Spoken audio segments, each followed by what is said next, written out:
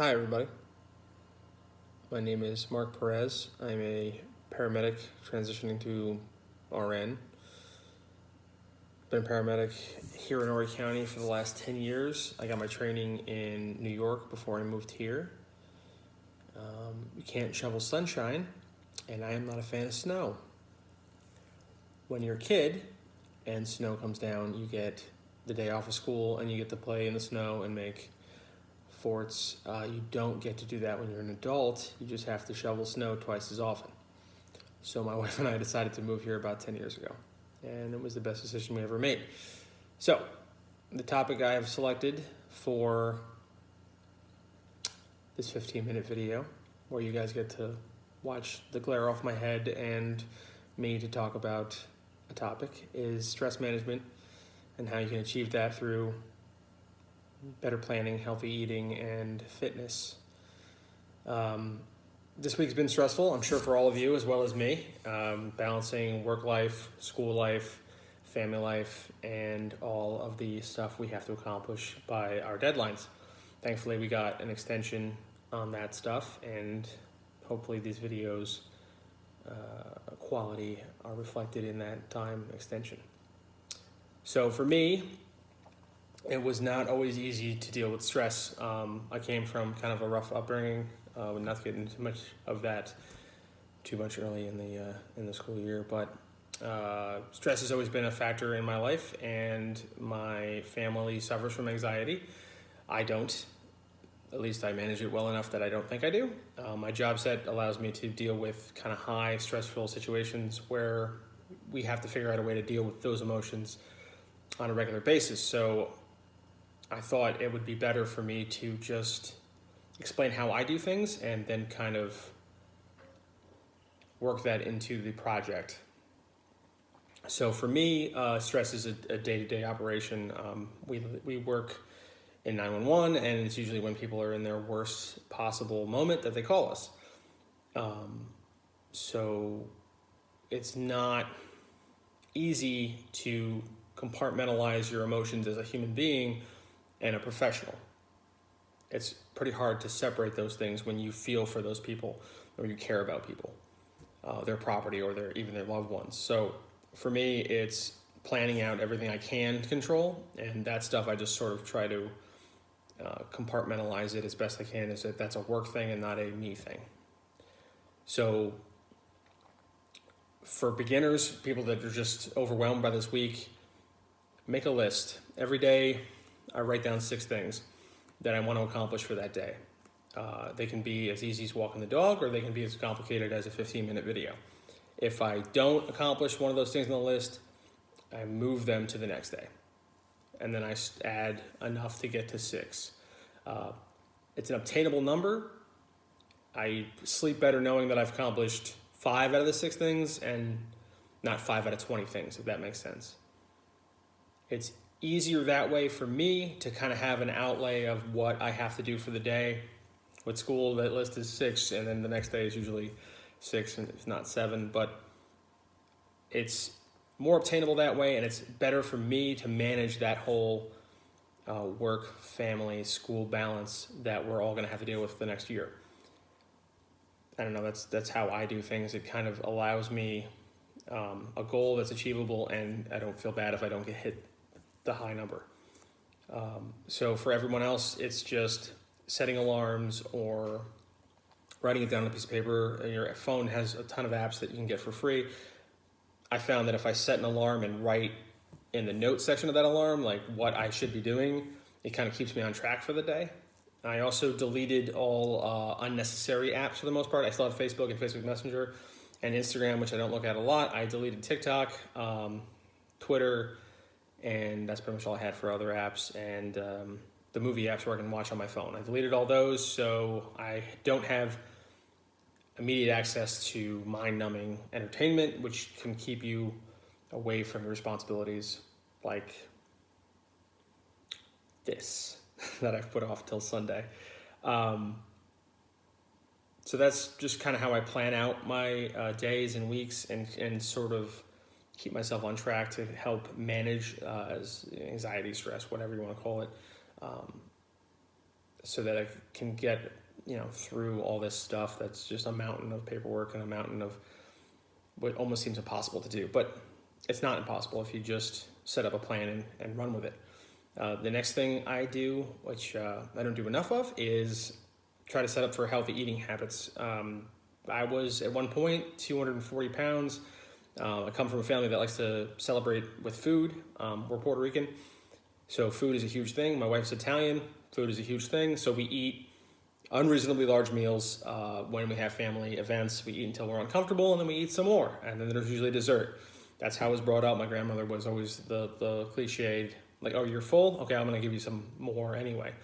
If you're full, you're going to eat until you're uncomfortable. That's just how it works in my family. And unfortunately, the food is usually really good. So when I'm not in family party mode, I try to do my best to plan out my week in advance. With school, work, that combination, I try to lay out about 3 days in advance because it's an obtainable goal. Make a big meal and then kind of prep it out for the next couple days. I try to eat the same thing every day. It kind of takes the thought process out of it, and it's food that I enjoy, so I just know that I'm going to eat, avocado toast in the morning, and then the next meal is going to be a peanut butter jelly sandwich and some fruit, and then dinner's whatever we decide as a family. But it takes that stress of planning out of it. It's just the next 2 days is what I'm doing. My computer went to sleep behind you. So it's easier and obtainable that way. Now, I'm not expecting everybody to immediately go out and buy 50 Tupperwares and make one big thing of chicken and broccoli and go nuts like that. That's ridiculous to go from step nothing to step 20. I've been kind of refining what I do for the last decade, really. So today is not the day you're going to all of a sudden go from, McDonald's every day to not. But it's better to plan, it's cheaper to plan, and it's better to cook at home. The food's usually better if you can figure out what to do. There's endless amounts of resources on the internet. You can just type in healthy food options and come up with a million different things that you want to try. Maybe you like some stuff that you never tried before. Maybe you hate everything, want to go back to McDonald's. Whatever, that's fine. If it doesn't stress you out, that's cool. Planning out meals is easier. Finding healthy alternatives to what you like. At the Firehouse, I try to cook family meals no matter how busy we are, every shift. I think it's better for morale, it's better for the station, and it's something to look forward to when you've had a rough day. You're at least going to get a decent meal. I'm lucky and I have a great set of cooks on my shift, and we have a lot of stuff at my station, so we can cook pretty much whatever we want. But what we decided to do recently was try to find more healthier options than just like fries and tater tots. So I started making healthy versions of the stuff I like, right? So substitutions that are better. Avocado fries are actually really good. You can bake just wedges of avocado and season them, and they taste like French fries, and they're actually very good. Or vegetables that we can season and bake. I would try to stay away from fried foods. We do have a Blackstone griddle, and we make most things on that. We use healthy oils when we cook. Just alternatives that you can come up with to try to kind of maximize the health portion of what you're doing and not so much the convenience of it. And that usually helps the obtainableness of those plans, really. So healthy eating is a huge part of feeling better. Firemen and paramedics and public safety in general try to eat like whenever we can. We usually eat really fast and big meals, and it tends to settle around your midsection, and you end up a little squeezed into your uniforms. I'm sure everyone has seen that. So we, in my department, at least at my station, are fitness oriented. We try to exercise as a shift every day. We try to eat reasonably healthy. There are options that are there, but we try to take the lower end of options, and we try to get more physical activity.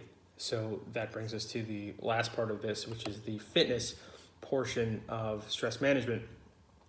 I can attest to this personally. Managing my family's history of anxiety and my stress management style has really been, like break stuff and you're good to go if you got to get it out some way. In my experience with stress management, I've had in my my time with the fire department some pretty intense calls involving, without going into too much detail, death and destruction and everything you'd imagine happens. Now, it's not like in the movies or in TV shows. Usually 911 is dealing with about 90% to 80% of not true emergencies, the same way you would think about it in the TV show. It's a lot of, low acuity stuff, or like people just don't know what to do. Especially in this area with tourism, we get a lot of people that just don't know what to do, so they call 911, and we try to be a sounding board for their complaints, their problems, or whatever, and we try to make things better in every situation that we are presented with. There are the high acuity stuff where it should have been dealt with way sooner, or people, an accident happens, or trauma, whatever. So there's been some pretty horrific things that I've been a part of. And immediately after those things, we have what we have is like an EAP, stress debrief, where some trained professionals in our departments or the surrounding departments will come and talk to us, and we basically express our feelings, and we go over what happened and try to improve and try to cope with whatever happened. I personally will do that, and I will take part in all that because I think it's beneficial. I also will go work out pretty much immediately afterwards, just because that release of endorphins from exercise has always made me feel better about whatever situation is going on. It clears my head, and it makes the energy that I have stored up that I haven't dealt with from that call, the adrenaline or whatever, it kind of helps everything dissipate, and I always feel better that way. So I'm not, again, expecting anyone who doesn't work out on a regular basis to all of a sudden go out and get hurt trying to throw some weights over their heads. What I would suggest is taking baby steps, and by that I mean literally walking. If you are not a person who gets up and moves around a lot, maybe you work at a desk more often than you are on the floor and walking around, start working in some laps around the ER. I got a job recently at Grand Strand as a tech because I want experience in the hospital setting for this job, and I spend a lot of time just walking in circles and seeing what people need, because physical activity, I believe, is paramount to being healthy and stress management. And in the jobs that I'm in, and the jobs we're all in, stress is a real life thing. So that translates pretty well as a plan for someone who's growing up in struggling to find their way, or they have mental health issues. If they can somehow control their physical world, their emotional world will be easier to control.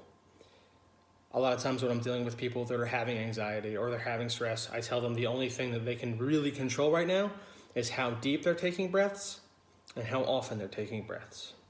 Most people that deal with anxiety on a regular basis, like I do, you see someone who's spinning a mile a minute. They've gone down this road where they just can't capture a thought, or they can't stay on one track, and then they realize they take a deep breath, like, and you see that all the time with people that are dealing with anxiety or stress. All of a sudden, in the middle of their conversation, they'll take this deep breath. And I always draw attention to it when I'm dealing with them, and I say, listen, did you notice that breath you just took? Do you know why you took that breath? It's because you're not breathing enough, because you're all in your head and you're wound up, and you need to just slow it down. Take a deep breath and realize that it's not that bad. You're here and you're breathing. You can control that. And the more you control it, the better you'll feel. So